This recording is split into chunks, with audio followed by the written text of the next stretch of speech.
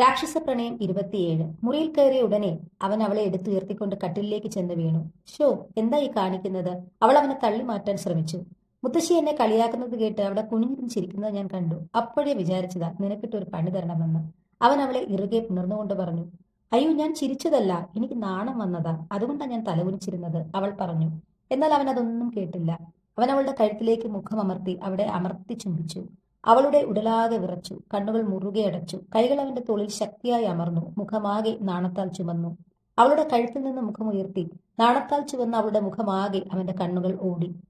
ഒന്ന് തൊടുമ്പോഴേക്കും ഇങ്ങനെ ചുമക്കുന്നത്, അതിന്റെ പിന്നിലെ രഹസ്യം എന്താണെന്നൊന്ന് പറഞ്ഞു തരുമോ എന്റെ കുഞ്ഞിപ്പെണ്ണെ? അവളുടെ കാതോരമായി അവൻ പറഞ്ഞു. കാതോരമായി കേൾക്കുന്ന അവന്റെ ശബ്ദം അവളെ കൂടുതൽ തരളിതയാക്കി. കണ്ണുകൾ കൂടുതൽ മുറുക്കിയടച്ചുകൊണ്ട് അവൾ പതിയെ അവനിൽ നിന്നകന്നു. കട്ടിലിന്റെ അരികിലേക്ക് ചരിഞ്ഞു കിടന്നു. കുറച്ചു കഴിഞ്ഞതും അവന്റെ കൈകൾ അവളുടെ ഇടുപ്പിൽ കൂടി ഇഴഞ്ഞു വന്നു അവളെ അവനിലേക്ക് ചേർത്ത് പിടിച്ചു. അവളും അവനിലേക്ക് ചേർന്ന് കിടന്നു. പതിയെ രണ്ടാളും ഉറക്കത്തിലേക്ക് വീണു. അവൾ ഓടുകയാണ്, പ്രാണരക്ഷാർത്ഥം ഓടുകയാണ്. അവളെ പിടിക്കാനായി തൊട്ടുപുറകെ അവനുണ്ട്, ആ ചെകുത്താൻ, ധ്യാൻ എന്ന ചെകുത്താൻ. വയ്യ, വല്ലാതെ തളർന്നിരിക്കുന്നു, ഇനിയും ഓടാൻ വയ്യ. തൊട്ടുപുറകെ അവനുണ്ട്, അവന്റെ കയ്യിൽ പെടുന്നത് ചിന്തിക്കാൻ പോലും പറ്റില്ല. അവൾ വീണ്ടും മുന്നോട്ടോടി. അവളിപ്പോൾ ഓടുന്നത് പാലക്കാടുള്ള തറവാടിന്റെ പുറകിലുള്ള ആ കാട്ടിലൂടെയാണ്. ഓടിയോടി കാട്ടുമാവിന്റെ ചുവട്ടിലെത്തി തളർന്നിരുന്നു. അപ്പോഴാണ് ആ മാവിൻ ചുവട്ടിൽ ചോരയിൽ കുളിച്ചു കിടക്കുന്ന വിജയനെ അവൾ കാണുന്നത്. ആ കാഴ്ചയിൽ അവൾ ആകെ സ്തംഭിച്ചു. അവൾ ആകെ തളർന്നു. ഏട്ടാ എന്ന് വിളിച്ചുകൊണ്ട് പൊട്ടിക്കരഞ്ഞ് അവൾ അവന്റെ നെഞ്ചിലേക്ക് ആർത്തലച്ചു വീണു. ആരോ നടന്നു വരുന്ന ശബ്ദം കേട്ട് പതിയെ തല ഉയർത്തി നോക്കി. ഒരു ചെകുത്താനെ പോലെ ചിരിച്ചുകൊണ്ട് ധ്യാൻ അവളെ തന്നെ നോക്കിക്കൊണ്ട് നിൽക്കുന്നു. അവളെ പിടിക്കാനായി അവന്റെ കൈകൾ നീണ്ടുവരുന്നു. ഏട്ടാ ഉറക്കെ വിളിച്ചുകൊണ്ട് അവൾ ഉറക്കത്തിൽ നിന്ന് ഞെട്ടി എഴുന്നേറ്റു. അവളുടെ ശരീരമാകെ ആലില പോലെ വിറച്ചു. കണ്ണുകൾ പെയ്തുകൊണ്ടേയിരുന്നു.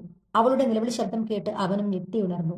പേടിച്ച് വിറച്ച് കരഞ്ഞുകൊണ്ട് തന്റെ മുന്നിലിരിക്കുന്ന ആതിരയെ കണ്ട് അവനും വല്ലാതെ ഭയന്നു. എന്താ മോളെ, എന്തു പറ്റി? അവൻ വെപ്രാളത്തോടെ അവളോട് ചോദിച്ചു. അവൾ അവനെ ഒന്ന് നോക്കി. പിന്നെ പൊട്ടിക്കരഞ്ഞുകൊണ്ട് അവന്റെ നെഞ്ചത്തേക്ക് വീണു. അവനെ മുറുകെ പുണർന്നു. വീണ്ടും അവനിൽ നിന്ന് അടർന്നു മാറി. അവളുടെ കൈകൾ കൊണ്ട് അവന്റെ മുഖത്തും കഴുത്തിലും നെഞ്ചിലും എല്ലാം അവൾ തഴുകി. അവൾ എന്തോ സ്വപ്നം കണ്ടതാണെന്ന് അവന് മനസ്സിലായി. എന്താടാ, എന്തു പറ്റി? സ്വപ്നം കണ്ടതാണോ? പേടിക്കണ്ട, ഒന്നുമില്ല, ഞാനില്ലേ. അവൻ അവളെ പതിയെ പുതുപിടിച്ചുകൊണ്ട് അവളുടെ മുടിയിഴകളിൽ തഴുകി ആശ്വസിപ്പിച്ചു. എല്ലാം തന്റെ സ്വപ്നമായിരുന്നു എന്നും അവൻ ആപത്തൊന്നും പറ്റിയിട്ടില്ല എന്നും മനസ്സിലായതും അവൾക്ക് ആശ്വാസം തോന്നി. എങ്കിലും എന്തോ ഒരു ഭയം അവളെ ആകെ പിടികൂടിയിരുന്നു. പിന്നീട് അവൾക്ക് ഉറങ്ങാൻ കഴിഞ്ഞില്ല. അത് മനസ്സിലാക്കിയെന്നോണം അവൻ അവളെ ചേർത്തു പിടിച്ചു. അവളുടെ കൈകളും അവനെ പുണർന്നു. പതിയെ അവന്റെ നെഞ്ചിൽ തലചേർത്ത് അവന്റെ ഹൃദയതാളം കേട്ട് അവൾ മയങ്ങി. രാവിലെ ആദ്യം ഉണർന്നത് അവനാണ്. രാത്രി മുഴുവൻ അവൾ എന്തൊക്കെയോ കണ്ടു പേടിക്കുന്നത് പോലെ അവന് തോന്നിയിരുന്നു. ഉറക്കം ശരിയായിട്ടില്ല പെണ്ണിന്. വെളുപ്പാൻ കാലത്താണ് മയങ്ങിയത്. അവൾ കിടന്നോട്ടെ, അവൻ മനസ്സിലോർത്തുകൊണ്ട് ഫ്രഷ് ആകാനായി പോയി. രാവിലെ ജിമ്മിലുള്ള അവന്റെ അഭ്യാസമെല്ലാം കഴിഞ്ഞ് തിരികെ റൂമിലെത്തിയപ്പോഴേക്കും പെണ്ണ് ഉറക്കം തന്നെയാണ്. അത് കണ്ട് അവൻ പതിയെ അവളെ തട്ടി വിളിച്ചു. ആദ്യ, നേരം ഒരുപാടായി, എഴുന്നേൽക്ക്. എന്തെങ്കിലും വയ്യായികയുണ്ടോ നിനക്ക്? ആശുപത്രിയിൽ എങ്ങാനും പോകണോ? ചെറിയൊരു വേവലാതിയോടെ അവൻ ചോദിച്ചു. ഇല്ല, കുഴപ്പമൊന്നുമില്ല. ഇന്നലെ സ്വപ്നം കണ്ട് വല്ലാതെ പേടിച്ചുപോയി. പിന്നെ കിടന്നിട്ട് ഉറക്കം വന്നില്ല, അതിന്റെയാ. അവൾ പതിയെ കട്ടിലിൽ എഴുന്നേറ്റിരുന്നു കൊണ്ട് പറഞ്ഞു. എന്തായിരുന്നു സ്വപ്നം? ഞാനെങ്ങാനും തട്ടിപ്പോകുന്നത് വല്ലതുമാണോ കണ്ടത്? അവൻ കളിയോടെ ചോദിച്ചു. എന്നാൽ അവൾ ഞെട്ടിപ്പോയി. ആ കണ്ണുകൾ നിറഞ്ഞു. അവൾ ഓടി വന്ന് അവനെ കെട്ടിപ്പിടിച്ചു. അങ്ങനെ വരട്ടെ, അപ്പോൾ അങ്ങനെ എന്തോ ഒന്നാണ് പെണ്ണ് സ്വപ്നം കണ്ടത്. അപ്പോൾ എന്നോട് സ്നേഹമുണ്ട്, അതുകൊണ്ടാണല്ലോ സ്വപ്നം കണ്ടപ്പോൾ തൊട്ട് വിഷമവും സങ്കടവും പിന്നെ എന്നെ ഇങ്ങനെ ചേർത്ത് പിടിക്കുന്നതുമൊക്കെ അവൻ മനസ്സിലോർത്തു. അവൻ പതിയെ അവളുടെ മുഖം കയ്യിലെടുത്തു. നിറഞ്ഞ കണ്ണുകളിലേക്ക് നോക്കി. നിന്റെ രാക്ഷസന്റെ ജീവൻ അത് നിന്റെ കയ്യിലല്ലേ? തിരുമേനി പറഞ്ഞത് നിനക്ക് ഓർമ്മയില്ലേ? നിന്റെ ഈ സ്നേഹം, നിന്റെ ചിരിച്ച മുഖം, അത് ഓർമ്മയിൽ ഉള്ളിടത്തോളം കാലം ഒരു മരണത്തിനും ഞാൻ കീഴടങ്ങില്ല. എനിക്കൊന്നും സംഭവിക്കില്ല. ചെന്ന് കുളിക്കുക. അവൻ അവളെ ആശ്വസിപ്പിച്ചു. അലമാരി തുറന്ന് അവൾക്ക് കുളിച്ചു മാറാനായുള്ള ഡ്രസ്സ് അവൻ എടുത്തു കൊടുത്തു. അതുകൊണ്ട് ബാത്റൂമിലേക്ക് കയറാൻ ഒരുങ്ങിയവൾ പെട്ടെന്ന് തന്നെ തിരിഞ്ഞു നിന്ന് അവൻ കൊടുത്ത ഡ്രസ്സൊന്ന് നിവർത്തി നോക്കി. അതെ, നിന്റെ കാൽപാദം വരെ മറിഞ്ഞു കിടക്കുന്ന അത്ര നീളമുള്ള പട്ടുപാവാടയാണ്. പിന്നെ ആ കുട്ടിയുടുപ്പും വേറെ ചിലതുമൊക്കെ നിന്നെ കൊണ്ട് ഞാൻ ഇടിയിക്കും. പക്ഷെ ഇവിടെ വെച്ചല്ല, നമ്മുടെ ഫ്ലാറ്റിൽ ചെല്ലുമ്പോൾ, അവൻ ചെറിയൊരു കുസൃതിയോടെ പറഞ്ഞു. അവൻ പറഞ്ഞത് കേട്ട് ദേഷ്യത്തോടെ അവന്റെ മുഖത്തേക്ക് നോക്കി. കുട്ടിയുടുപ്പും വേറെ ചിലതുമൊക്കെ ഞാൻ ഇട്ടത് തന്നെ എന്ന് തലകുലുക്കി പറഞ്ഞുകൊണ്ട് അവൾ ഓടി ബാത്റൂമിലേക്ക് കയറി. അവൾ ഓടിക്കയറി പോകുന്നത് കണ്ട് അവന്റെ മുഖത്തൊരു ചിരി വിരിഞ്ഞു. പക്ഷെ പെട്ടെന്ന് തന്നെ അത് മാഞ്ഞു. അവന്റെ ഉള്ളിലും എന്തോ ഒരു അസ്വസ്ഥത നിറഞ്ഞു. എന്തോ ആപത്ത് സംഭവിക്കാൻ പോകുന്നത് പോലെ. ഹലോ ധ്യാൻ, എല്ലാം ഏതാണ്ട് ശരിയായിട്ടുണ്ട്. തിങ്കളാഴ്ച തന്നെ മിക്കവാറും ബാംഗ്ലൂർ ഓഫീസിൽ റെയ്ഡ് ഉണ്ടാകും. അവന്റെ ഓഫീസിൽ വർക്ക് ചെയ്യുന്ന ഒരാളെ ഞാൻ പാട്ടിലാക്കി. കുറച്ച് ഡോക്യുമെന്റ്സ് എന്റെ കയ്യിൽ കിട്ടിയിട്ടുണ്ട്. അത്യാവശ്യം വലിയ ഒരു ഇഷ്യൂ തന്നെ. അത് വെച്ച് നമുക്ക് ഉണ്ടാക്കാം. ഞാൻ പറഞ്ഞല്ലോ, എനിക്ക് അവനെ ബാംഗ്ലൂരിൽ കിട്ടിയാൽ എല്ലാം ഞാൻ ശരിയാക്കി തരാം. ബാംഗ്ലൂരിൽ സാധാരണ അവൻ വരുമ്പോൾ താമസിക്കുന്ന സ്ഥലം ഞാൻ കണ്ടുപിടിച്ചിട്ടുണ്ട്. അതും എനിക്ക് ആക്സസിബിൾ ആണ്, മനീഷ് പറഞ്ഞു. തിങ്കളാഴ്ച ഉറപ്പായും അവൻ ബാംഗ്ലൂരിൽ എത്തിയിരിക്കും മനീഷേ. ശരി, അങ്ങനെയെങ്കിൽ അന്ന് തന്നെ അവന്റെ മരണവും സംഭവിച്ചിരിക്കും. പിന്നെ അവന്റെ പെണ്ണ് നിനക്ക് സ്വന്തം. അവൾ കുളി കഴിഞ്ഞ് ഇറങ്ങുന്നതും കാത്ത് അവൻ മുറിയിൽ തന്നെ ഇരുന്നു. രണ്ടുപേരും ഒരുമിച്ചാണ് താഴേക്ക് പ്രാതൽ കഴിക്കാനായി പോയത്. അവരെ രണ്ടുപേരെയും ഒരുമിച്ച് കാണുമ്പോൾ ആ വീട്ടിലുള്ളവർക്കെല്ലാം സന്തോഷമാണ്. ഇന്ന് ഞായറാഴ്ചയാണ്. അടുത്ത ഞായറാഴ്ചയാണ് റിസപ്ഷൻ പ്ലാൻ ചെയ്തിരിക്കുന്നത്. റിസപ്ഷന്റെ കാര്യങ്ങളെല്ലാം പ്ലാൻ ചെയ്ത് കഴിഞ്ഞോ മോനെ? നമ്മുടെ തന്നെ ഹോട്ടലിലെ ഓഡിറ്റോറിയത്തിൽ മതി. ഒരുപാട് ആളുകളെ വിളിക്കണ്ട, മോൾക്കതൊന്നും പരിചയമില്ലാത്തതല്ലേ. പിന്നെ ദേവി ശ്രീധരനെ വിളിച്ച് പറഞ്ഞോളും. കുടുംബത്തോടൊപ്പം എത്താനായി പ്രത്യേകം പറയണം, മഹേന്ദ്രൻ പറഞ്ഞു.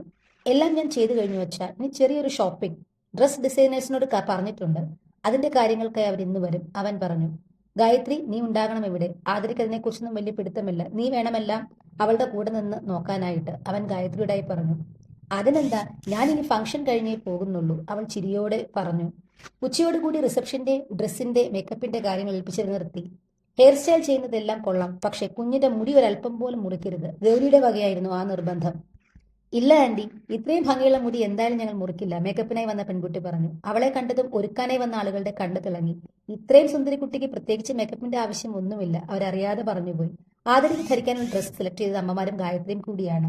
നല്ല കടും നീല നിറത്തിലുള്ള ധാവണിയായിരുന്നു അവൾക്ക് അവർ സെലക്ട് ചെയ്തത്. നാടൻ രീതിയിൽ തന്നെ അവൾ ഒരുങ്ങിയാൽ മതിയെന്ന് അമ്മമാർക്ക് നിർബന്ധമായിരുന്നു. എല്ലാവരുടെയും മുഖത്ത് സന്തോഷമാണ്. വിജയ് ഒരിക്കലും ഇങ്ങനെയൊരു ജീവിതം തിരഞ്ഞെടുക്കുമെന്ന് അവർ ആരും കരുതിയിരുന്നില്ല. എന്നാൽ ഇന്ന് അവൻ തന്റെ ജീവിതത്തിലേക്ക് ഒരു മഹാലക്ഷ്മിയെ കൂടെ കൂട്ടിയിരിക്കുന്നു. ഇനി എന്നും അവന്റെ ജീവിതം സ്വർഗമായിരിക്കും. ആ കാര്യത്തിൽ അമ്മമാർക്ക് സംശയമില്ല. അത്രയേറെ അവൻ അവളെയും അവൾ അവനെയും സ്നേഹിക്കുന്നുണ്ട്. സമയം കടന്നുപോയിക്കൊണ്ടിരുന്നു. ഉച്ചയ്ക്ക് ആഹാരം കഴിക്കുമ്പോഴും എല്ലാവരും ഒരുമിച്ച് തന്നെയായിരുന്നു. അവളിലേക്ക് പാറി വീഴുന്ന അവന്റെ കണ്ണുകൾ, അവനെ കള്ളനോട്ടം നോക്കുന്ന ആതിര, അവരുടെ കണ്ണുകൊണ്ടുള്ള കളികൾ, ചിരികൾ എല്ലാവരും കണ്ടു. എല്ലാവരുടെയും മനസ്സ് നിറഞ്ഞു. വൈകിട്ട് 6 മണിയോടെയാണ് വിജയുടെ ഫോണിലേക്ക് കോൾ എത്തിയത്. കോൾ അറ്റൻഡ് ചെയ്ത് സംസാരിക്കുന്നവന്റെ മുഖത്തെ ഭാവങ്ങൾ മാറുന്നത് എല്ലാവരും ശ്രദ്ധിച്ചു. മുഖത്തെ ഭാവം അതീവ ഗൗരവം നിറഞ്ഞതായി. പതിയെ ഗൗരവം ദേഷ്യത്തിലേക്ക് വഴിമാറി. ആതിര അവന്റെ മുഖത്തേക്ക് തന്നെ നോക്കിക്കൊണ്ടിരുന്നു. അവൾക്കാകെ അസ്വസ്ഥമാകാൻ തുടങ്ങി. ഫോൺ വിളിച്ചു കഴിഞ്ഞതും വിജയ് നേരെ അവന്റെ റൂമിലേക്ക് പോയി. ആ പോക്കിൽ ഒരു പന്തികേട് തോന്നിയതുകൊണ്ട് തന്നെ ആതിരയും അവന്റെ പുറകെ ചെന്നു. അലമാര തുറന്ന് 1-2 ഫയൽസ് എടുത്ത് ചെറിയൊരു പെട്ടിക്കുള്ളിൽ വെക്കുന്നതാണ് അവൾ കണ്ടത്. എന്താ, എന്തു പറ്റി? എന്തെങ്കിലും പ്രശ്നമുണ്ടോ? മുഖമാകെ വല്ലാതെയായല്ലോ, അവൾ അവനോട് ചോദിച്ചു. പതിയെ അവൻ ചെയ്തുകൂട്ടുന്ന പ്രവർത്തി നിർത്തി അവളുടെ മുഖത്തേക്ക് നോക്കി. ഒന്നുമില്ല എന്ന് പറയുന്നില്ല കുഞ്ഞിപ്പെണ്ണെ, ചെറിയൊരു പ്രശ്നം. ഇപ്പോഴാകുമ്പോൾ വളരെ പെട്ടെന്ന് പരിഹരിക്കാം. ഞാൻ തന്നെ നേരിട്ട് ചെല്ലുന്നതായിരിക്കും നല്ലത്. ഒന്ന് ബാംഗ്ലൂർ വരെ പോകണം. അവൻ പോകുന്നു എന്ന് കേട്ടപ്പോൾ അവൾക്ക് ആകെ സങ്കടം തോന്നി. അവളുടെ മുഖത്തെ ഭാവം മാറി. അവിടെ സങ്കടം നിറയുന്നത് അവൻ കണ്ടു. ഇങ്ങനെ വിഷമിക്കാതെടോ, ഒരു ദിവസത്തെ കാര്യമല്ലേ ഉള്ളൂ. തിങ്കളാഴ്ച രാവിലെ ഓഫീസിൽ ചെന്ന് എല്ലാ കാര്യങ്ങളും ശരിയാക്കി നാളെ തന്നെ ഞാൻ മടങ്ങും. നാളെ ഈ സമയം ഞാൻ ഇവിടെ തന്നെ കാണും. ഞാനും കൂടി വരട്ടെ? ഒറ്റയ്ക്ക് ഇവിടെ നിൽക്കാൻ എനിക്കെന്തോ പേടി പോലെ, അവൾ ആകുലതയോടെ പറഞ്ഞു. അവൻ അവളുടെ മുഖത്തേക്ക് നോക്കി നിന്നുപോയി. മുഖമാകെ ഭയമാണ്. രാത്രി കണ്ട സ്വപ്നം ഇപ്പോഴും അവളുടെ മനസ്സിനെ അസ്വസ്ഥമാക്കുന്നു എന്ന് അവന് മനസ്സിലായി. അവൻ പതിയെ അവൾക്കരികിലെ ചെന്നു അവളുടെ കൈകളിൽ പിടിച്ചു. എന്റെ കുഞ്ഞിപ്പെണ്ണ് പേടിക്കണ്ട കേട്ടോ, എനിക്കൊന്നും പറ്റില്ല. വളരെ അത്യാവശ്യമായതുകൊണ്ടാണ്, അല്ലെങ്കിൽ നിന്നെ ഞാൻ ഒപ്പം കൂട്ടിയേനെ. മാത്രമല്ല അവിടെ ചെന്ന് കഴിഞ്ഞാൽ ഞാൻ ചിലപ്പോൾ തിരക്കിലായി പോകും. നീ ഒറ്റയ്ക്കിരിക്കേണ്ടി വരും. നാളെ ഈ സമയം കൃത്യം ഞാൻ ഇവിടെ ഉണ്ടായിരിക്കും, അവൻ അവൾക്ക് ഉറപ്പ് നൽകി. പതിയെ അവൻ തനിക്ക് ആവശ്യമായ 1-2 ഡ്രസ്സുകളും മറ്റും എടുത്ത് ബാഗിൽ വെച്ച് യാത്ര പുറപ്പെടാനായി റെഡിയായി. റാമിനെ വിളിച്ച് അവരുടെ ഹെലികോപ്റ്റർ റെഡിയാക്കാനും പറഞ്ഞു. പക്ഷെ അവളുടെ ഹൃദയം അസ്വസ്ഥമായി കൊണ്ടേയിരുന്നു. എന്തോ ആപത്ത് അടുത്തു വരുന്നു എന്ന് അവളോട് ആരോ പറയുന്നത് പോലെ തോന്നി. ഇറങ്ങാറായതും അവൻ അവളുടെ അരികിൽ വന്ന് ആ മുഖം കൈക്കുമ്പിളിൽ എടുത്ത് നെറുകിൽ ചുംബിച്ചു. ആദ്യമായി അവൾ പൂർണ്ണ മനസ്സോടെ അവന്റെ ചുംബനം ഏറ്റുവാങ്ങി. ബാഗും എടുത്ത് പുറത്തേക്ക് ഇറങ്ങാൻ തുടങ്ങിയവന്റെ കൈകളിൽ അവളുടെ പിടുത്തം വീണു. അവൻ തിരിഞ്ഞു നോക്കിയതും അവൾ അവനെ പുണർന്നു. ഗാഠമായി തന്നെ അവൾ അവനെ പുണർന്നു. പതിയെ മുഖമുയർത്തി പെരുവിരൽ നിലത്ത് കുത്തി ഉയർന്ന് അവന്റെ ഇരു കവിളിലും അവൾ ചുംബിച്ചു. നിറഞ്ഞ മനസ്സോടെ അവൾ നൽകിയ ആദ്യ ചുംബനം അവൻ ഏറ്റുവാങ്ങി. പതിയെ അവളുടെ കവിളിൽ തട്ടിക്കൊണ്ട് ഒരിക്കൽ കൂടി അവളോട് യാത്ര ചോദിച്ച് അവൻ മുറിയിൽ നിന്നും പുറത്തേക്ക് ഇറങ്ങി. അവനൊപ്പം അവളും താഴേക്ക് ചെന്നു. അവരെ കാത്തുന്ന പോലെ എല്ലാവരും താഴെയുണ്ട്. അച്ഛാ, ബാംഗ്ലൂർ ഓഫീസിൽ ചെറിയൊരു പ്രശ്നം. മിക്കവാറും നാളെ അവിടെ ഒരു റെയ്ഡ് ഉണ്ടാകാൻ സാധ്യതയുണ്ട്. ഡോക്യുമെന്റ്സ് എല്ലാം പക്ക ആണോ എന്ന് ഒരിക്കൽ കൂടി ചെക്ക് ചെയ്യണം. എന്തോ ഒരു കള്ളത്തരം മണക്കുന്നുണ്ട്, അതുകൊണ്ടാണ് ഇന്ന് തന്നെ പോകുന്നത്, അവൻ മഹേന്ദ്രനോടെ പറഞ്ഞു. അപ്പോഴേക്കും റാം അവിടെ എത്തിയിരുന്നു. എല്ലാവരോടും യാത്ര പറഞ്ഞ് ആതിരയെ ഒരിക്കൽ കൂടി നോക്കിക്കൊണ്ട് വിജയ് റാമിന്റെ ഒപ്പം നടന്നു. അവളുടെ കണ്ണുകൾ എന്തിനെന്നറിയാതെ നിറഞ്ഞു. ആ നിറഞ്ഞ കണ്ണുകൾ കണ്ട് ആ വീട്ടിലുള്ള എല്ലാവരുടെയും മനസ്സ് സന്തോഷിച്ചു. He left for Bangalore. Vijay വീട്ടിൽ നിന്ന് ഇറങ്ങിയതും മനീഷിന്റെ ഫോണിലേക്ക് മെസ്സേജ് എത്തി. ഇനി ഏതാനും മണിക്കൂറുകൾ കൂടി മാത്രമേ നിനക്ക് ആയുസുള്ളൂ. അത് കഴിഞ്ഞ് നിന്റെ പെണ്ണിനെ ഞാൻ സ്വന്തമാക്കും. തുടരും.